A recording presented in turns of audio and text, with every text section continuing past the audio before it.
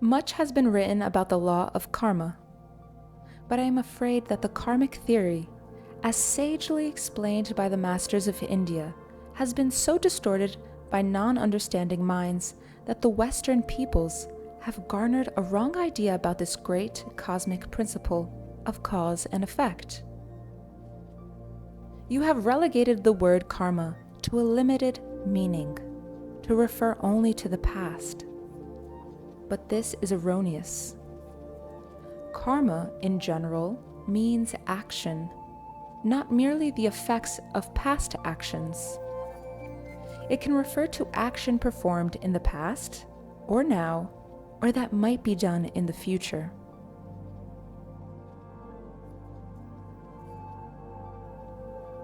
The Wisdom Way to Overcome Karma. Extracts from lectures by Paramahansa Yogananda, June 6, 1943.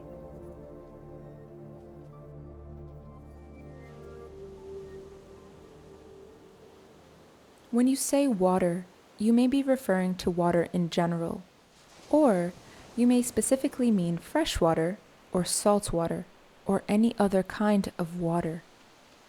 So the real meaning of the word karma is any action you perform, and the sum total of all your actions, both good and bad, present and past. Actions that you are performing now are called present karma. Actions that have already been performed are called past karma. And when you refer to the effects of past actions, you would say, "This is the result of my past karma." Even then, you are not telling what kind of karma, beneficial or pain-producing. Then comes the question, what are the springs of action? What influences you to act and behave in a certain way? Now we have launched into the heart of the matter.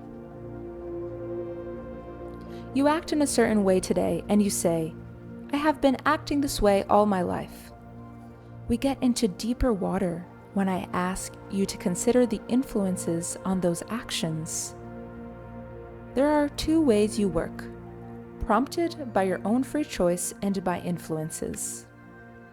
So many subtle influences are interwoven with your decisions that it is very difficult for you to judge which actions are performed according to your own free choice and which are performed under karmic compulsions of the past or any other influences. It is rare to see a truly free man. Most people think that they are free, while their minds are utterly fettered by psychological chains. These are harder to get rid of than ordinary chains, for in their subtlety, they are difficult even to recognize, not to speak of how to destroy them.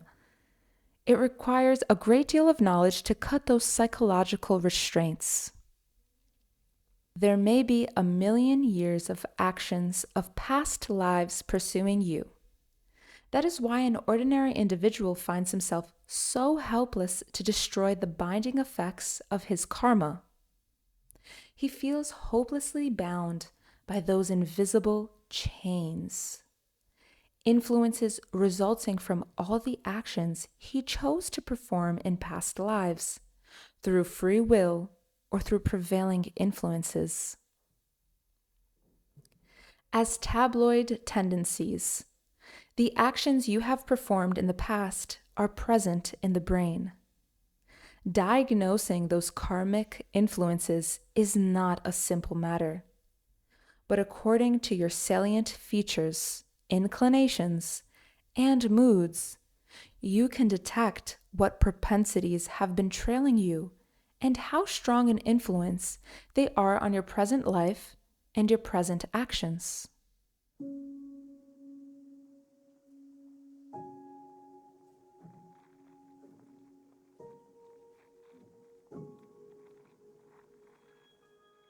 The influences on man's freedom of action. Now, in addition to your karma from the past, what are the influences on your present life? World civilization is one of them.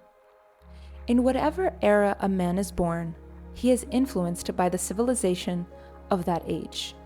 If one is born in the 8th century, he is influenced by that century. You are all dressing, for example, according to the present civilization. You have more materials to choose from than in past centuries. You are thinking more of comfort and style than of mere warmth and necessity. Similarly, you are all eating now according to the present civilization. For instance, there was no talk about vitamins in the 6th century. So your present consciousness and actions or behavior are influenced by this present-day society.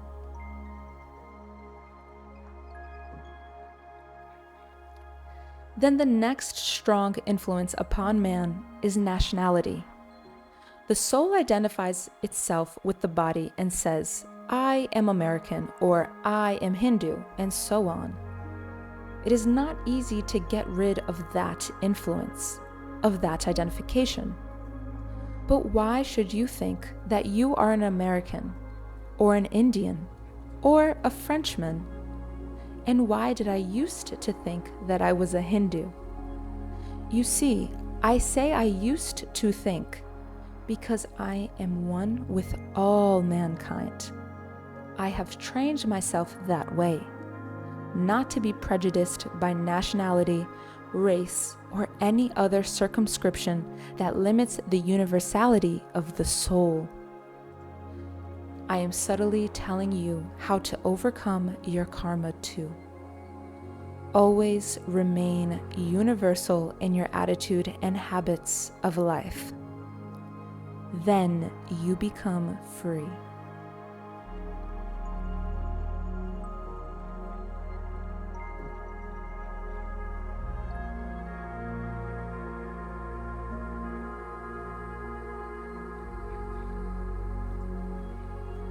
The soul has worn many garbs. Today, you are an American, in the next life, possibly Chinese, and so on. That is why it is unwise to hate any nationality, for hate attracts just as love attracts. Anything you hate, you attract to yourself, and that you may learn to overcome that prejudice. That is the law. For instance, those who hate a dark race will be born in that race invariably. The greater the hatred, the stronger will be the karmic attraction to the object hated. The origin of the light and dark races was influenced by climatic conditions. Climate will so change that someday it will be natural to see the white races in the east and the dark races in the west. That will happen, but many years from now. The man is influenced by the community in which he lives. He is influenced by his neighbors. If he lives in an aristocratic neighborhood, he tends to behave in an aristocratic way. If he lives among businessmen, he behaves like them. Different kinds of people have different kinds of habits that influence you. Mix with artists, and you will think that is the only way to be. I am not condemning artists, but they need to be more practical minded. You cannot live on beauty alone.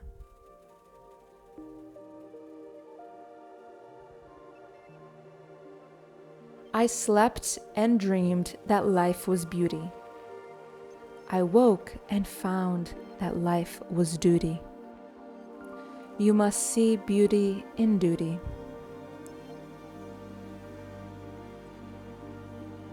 Remain in the company of spiritual persons, and you will think spiritual thoughts. Environment is stronger than willpower. If you want to be spiritual, seek good company, and don't mix with those whose bad habits may wrongly influence you. You are also strongly influenced by your family. You think that you belong to a particular group of people, the family unit. They have put a trademark on you, and their habits encumber you. Lastly, everyone is drunk with some habits. Sometimes man is crazy about money, and sometimes he is crazy for love, and then fame, and so on. All the time battered and bludgeoned by the influence of his own habitual past actions of this life and past lives. That is the hypnosis of karma.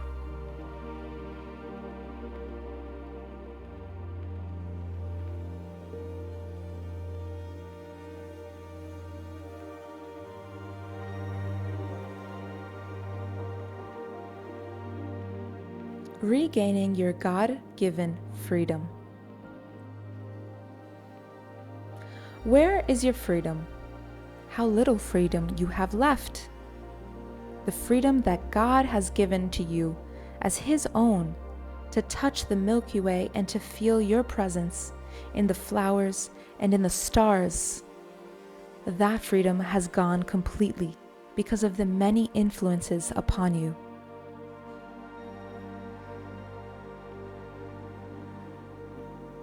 Most people are like psychological antiques, brittle with set ideas and set influences.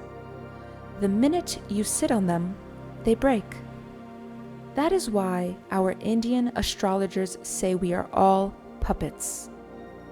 I do not believe that. I believe you can destroy any karma you want to. If you close all the doors and windows in a room, darkness is there. But if you bring in the light, that darkness is gone instantly. Even the darkness that has permeated a cave for thousands of years is vanquished immediately when the light is brought in. Will you reason that it takes light 100 years to destroy those eons of darkness? That is foolish. So we may have karma of past lives under whatever civilization, nationality, community, and family we have lived. And of this life with the influences of this present civilization, nationality, community, and family. But if we realize we are gods, we will be free from that karma now. Every human being is made in the image of God. If you find that image within you, how can you have any karma? God, as the master of this universe, has no karma. If you know that you are one with God, there can be no karma for you.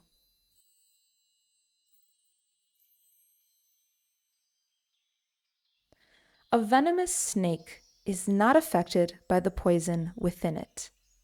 It is also true that while delusion, or Maya, is in the manifestation of God in creation, and that it affects us, it does not affect Him.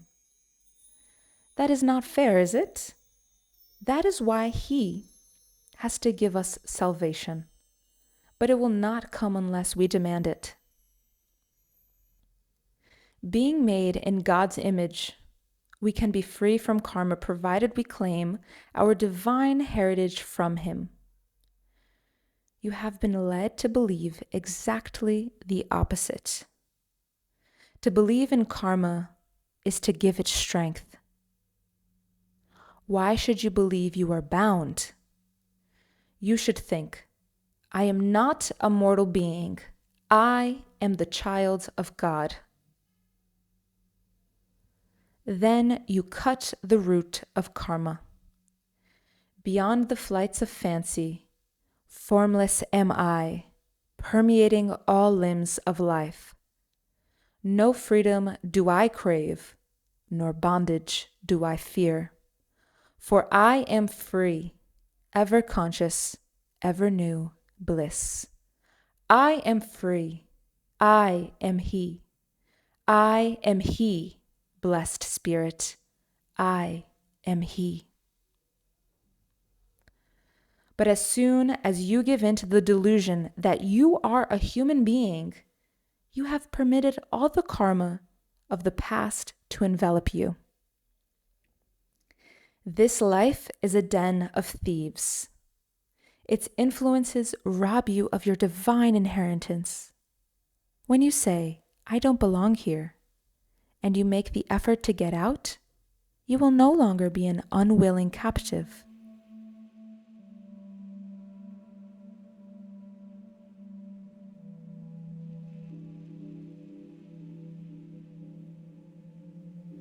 Salvage your freedom with wisdom and discrimination.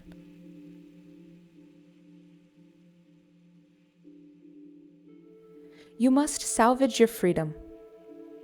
When you have made certain resolutions, have you been able to carry them out? If you have not, you are bound by karma. But if you have been able to do the things you wanted to do, guided by your discrimination, and not because of the influences of your past or present karma, or because of your national or social or family life, that is freedom. Judge everything from the standpoint of discrimination and wisdom. Let not your actions be governed by the habits or blind obedience to social customs according to what other people think. Be free.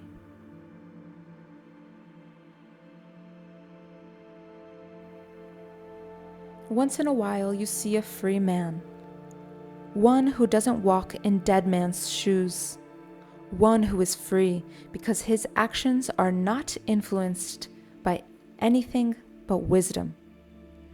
That is the mark of Mahatma Gandhi's greatness. When he went to England and visited the king and queen, he didn't put on a dress suit, as was the custom. He was received by them in his simple village loincloth and shawl. He enjoys great freedom because he lives his ideals and is not bound by social custom. Whenever you do anything, ask yourself whether it is merely because of what other people may think about you, or whether you are following discriminative wisdom. That is the criterion by which I act. Even as free-born Americans, you do not know what real freedom is. Many people think that whatever comes into their brains they may do, and believe that to be freedom. But true freedom lies in doing what you should do when you ought to do it. Otherwise, you are a slave. Be actuated by wisdom alone. If you are not able to do that, you are going to remain a slave for centuries of incarnations.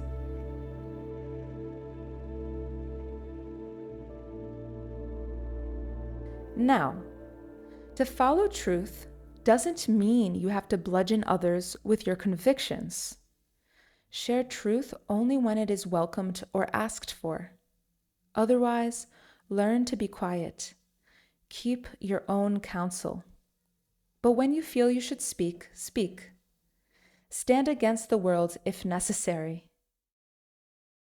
Galileo said that the earth goes round the sun, and he was crucified for that.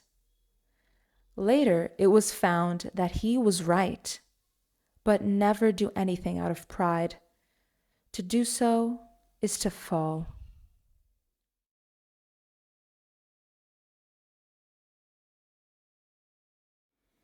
Learn to act wisely by attunement with a true guru. In every action, be guided by the wisdom, never by a desire to hurt anybody. But if anyone is hurt because of your doing the right thing, you should not be afraid. You have to answer to yourself, not to anyone else. Even God is not your judge. You are your own judge. If you act wrongly, you are going to punish yourself. If you act rightly, you will free yourself. That is the justice of the law of karma. You are dictated to neither by God nor his angels, but by the law of action. What you sow, you reap. Whenever you meet with misfortune, do not put the blame for it on God. The blame rests with you alone, resulting from your past actions. If you lack the wisdom to discern what is right, then tune yourself in with the wisdom of a wise man. Often what you think to be wisdom is not wisdom at all, but your own desires and karmic inclinations. That is why you should have a guru. Guru is one who is sent by God to free you. When you are in tune with his wisdom, you find freedom. Otherwise, you remain a slave to your whims. The way to freedom is to follow those who themselves are free. When I met my guru, Swami Sri Yukteswar, he told me to tune in my will with his will. He said that my will was strong, but governed by instincts. But when I tuned my will with his will, I found it governed by wisdom. No one can incite me to do anything I know I should not do. I know what I am doing, guided by wisdom now. I am fully responsible for my actions, and I do not blame anybody else for the outcome of my actions.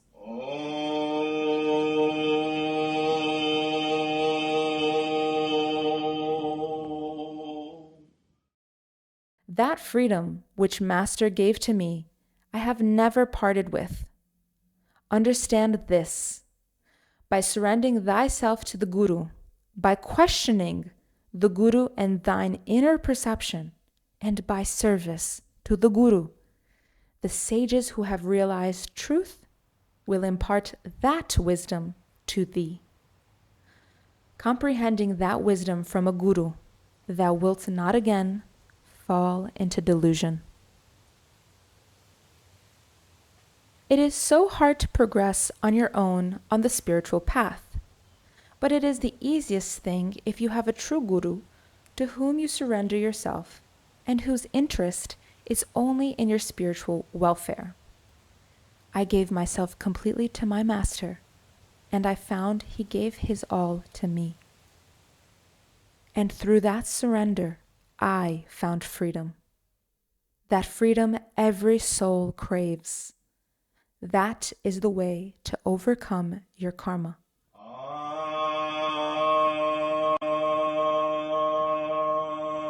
Amen. A guru's only interest is to help you progress spiritually. If the teacher wants something from the disciple, he is not a master.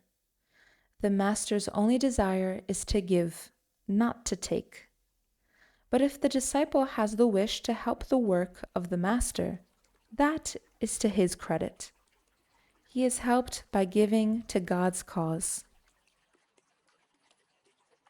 The masters create a few disciples who carry on their work. Masters are interested in souls rather than in crowds. Souls that will follow and are really willing to discipline themselves. A true disciple is one who seeks liberation by accepting the Guru's discipline, and who disciplines himself by the wisdom, guided instructions of the Guru. But most disciples want to be gurus instead. Here in the West, the church members expect the minister to cater to them. He becomes their slave. I never ask for anything from you, all for myself. I have suggested at times that you help the work, but I have kept myself free from enslavement to people. Even when sorely tried by financial problems of the work, I have not bowed down to anyone, nor compromised my ideals. I have kept myself free. If Mount Washington is blown away from me, I shall not mind.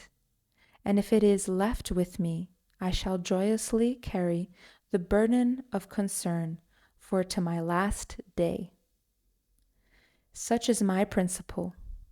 Whatever God keeps me, I shall carry on, for the will of the Father is my will.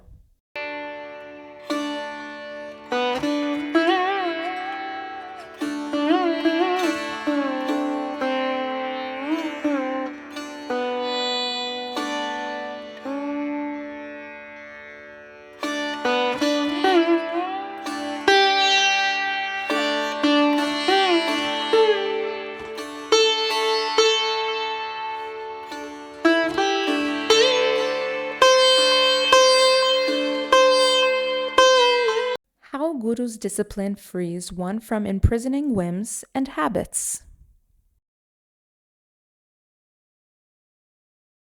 All your life you have been a slave, following your own whims.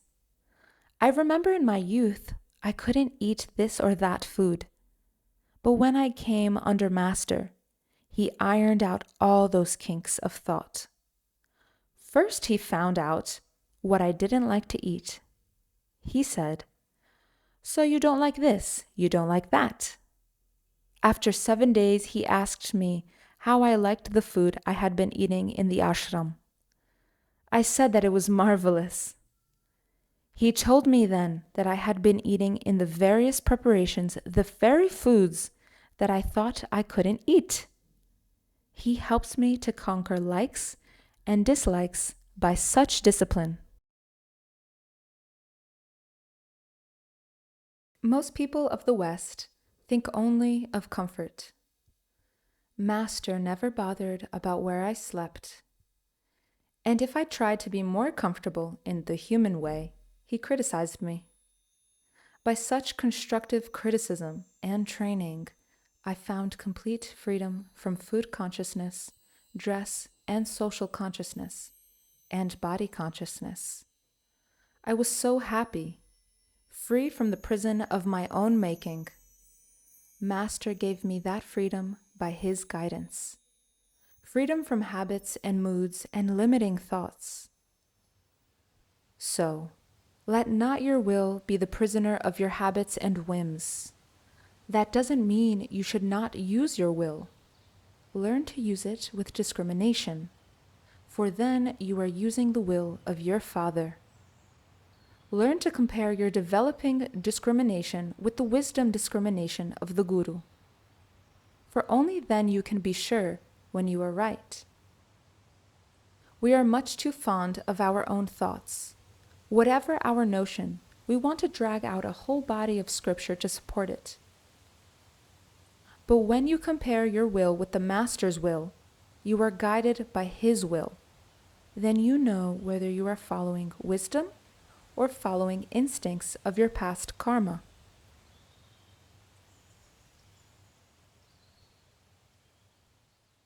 The scriptures say you must have a visible master, that is, one who lived on earth.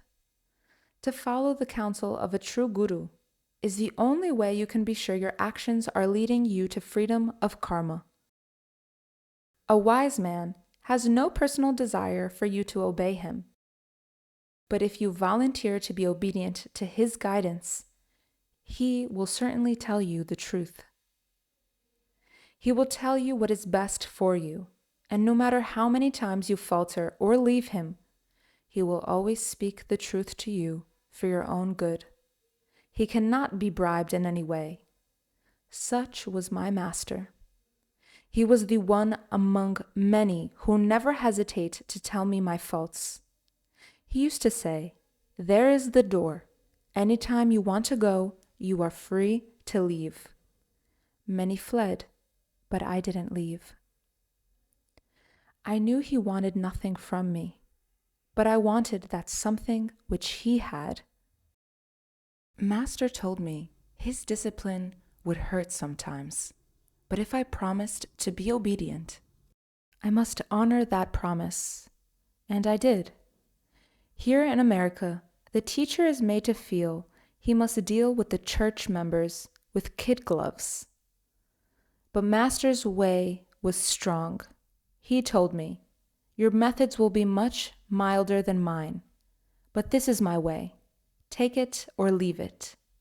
I took it gladly. It made me a free person. But no one can free you unless you make the effort to free yourself. God wants you to be free. He has given you free choice to follow the path of wisdom or to follow the path of karma. Try to do everything with wisdom, and at night examine yourself and see if you have succeeded. Be self-disciplined. If you can obey Guru's guidance and remember to do what he says, and be ever watchful of yourself, you will suddenly see that you are free. Then every day you will feel freedom.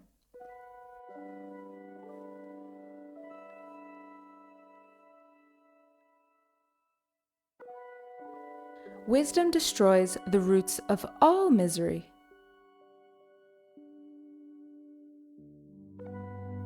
Imagine what freedom you feel when you are free from the influences of this world, or your past, or your family, or neighbors, or your habits. You realize you are pure spirit. You belong to no group, no nationality, no family, no habits. Karma belongs to the den of thieves, where karmic people live. Always think, "I and my Father are one. I have no karma. I am free."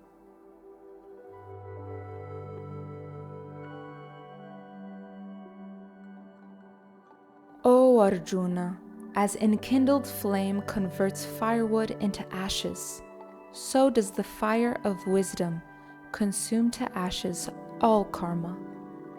Verily, nothing else in this world is as sanctifying as wisdom.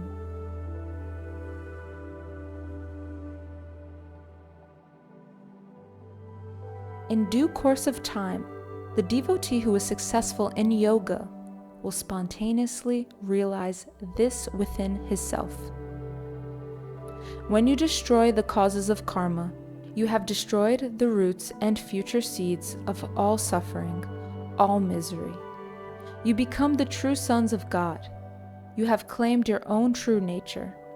It does not matter then what happens to the body. Those who are bathed in wisdom know that nothing can hurt them.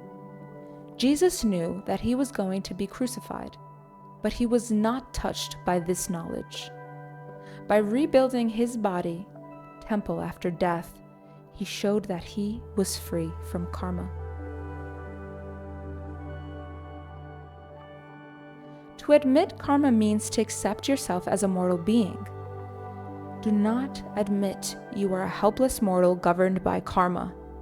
Affirm, "I am a child of God. I am His."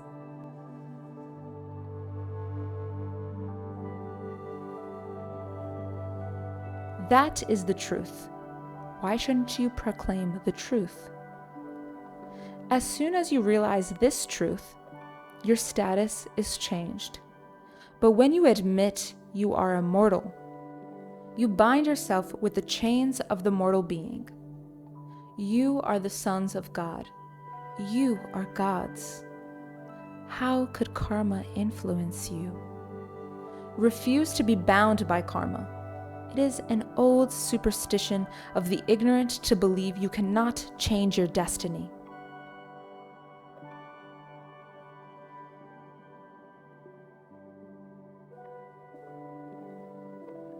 Never say you are a sinner. How could you be a sinner? God is your Father. If He created this world with its potential for many evil ways, you would have to say that He too must be a sinner. That is the way I talk to God. It never hurts to speak truth to Him. If God can be away from the evil of His creation, so can we. As He is free, we can be free. Never again identify yourself with evil. You may have made a mistake. but it doesn't belong to you if you give up.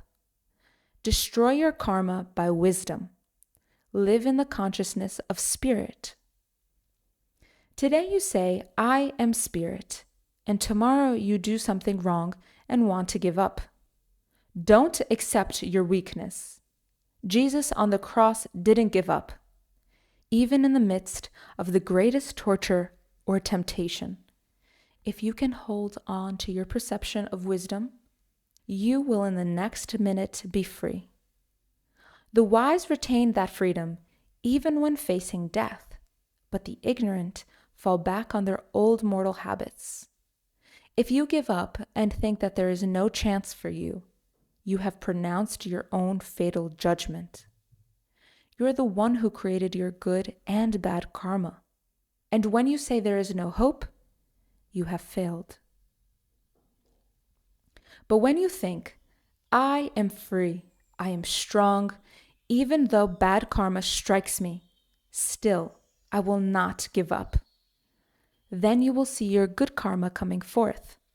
No matter how bad your karma is, try to diagnose your life and strive to do good, to do right, according to your wisdom. Your karma will change. You will see that your bad karma will change into good. Every night, keep a mental diary. See if your habits have crushed you. Whenever a person does wrong and says he can't help it, he is a slave. He would rather admit he did wrong and then try to do better. He may fall again, but he must say, I will try harder. That is the way to overcome. Do not give in. You are not a sinner, and anybody who calls you a sinner is himself a sinner.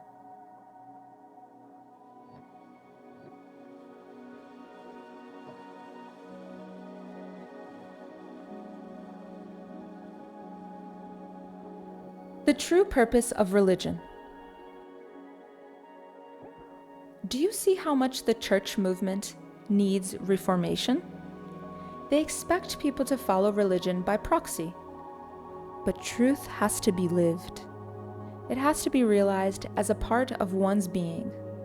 The church movement has done a lot of good, but it must really reform each individual. One moon gives more light in this world than all the stars. So is every truly reformed individual. To keep your minds on God. I seldom think of socials for our churches. I only discuss wisdom with you. I do not divert you from the real purpose of religion, to know God. That is why Self-Realization Fellowship is creating churches of all religions, that all people can feel their spiritual barriers gone and come together to really seek God. Jesus said, "For where 2 or 3 are gathered together in my name, there am I in the midst of them."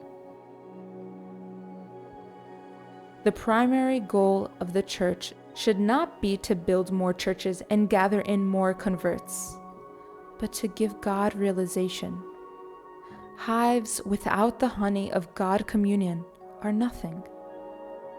Jesus warned that the blind cannot lead the blind. If you have not God, you cannot give God to others. I told Master I would never stand before a congregation and talk about God unless he gave me the experiences of God. That is the important thing, to have that divine experience of God. God has given us the methods to destroy karma. Guide your actions by wisdom, not influences. Be self-disciplined and follow the wisdom guidance of a true guru. Believe in your divine inheritance as a child of God, made in His image. Associate with good company, such as coming here to church regularly, and practice the techniques that will give you actual personal experience of God. Hear about the wisdom of yoga, equipped with which, O Arjuna, thou shalt shatter the bonds of karma. Here, we teach you what to do in the silence of meditation, especially the practice of Kriya Yoga. so that you truly experience God communion. That is why Self-Realization Fellowship is reaching all over the world. This path is sent by some of India's greatest masters to Christianize the churches and to show that the real meaning of religion is to realize God. Each of you, by the example of your life, must be a messenger of this light.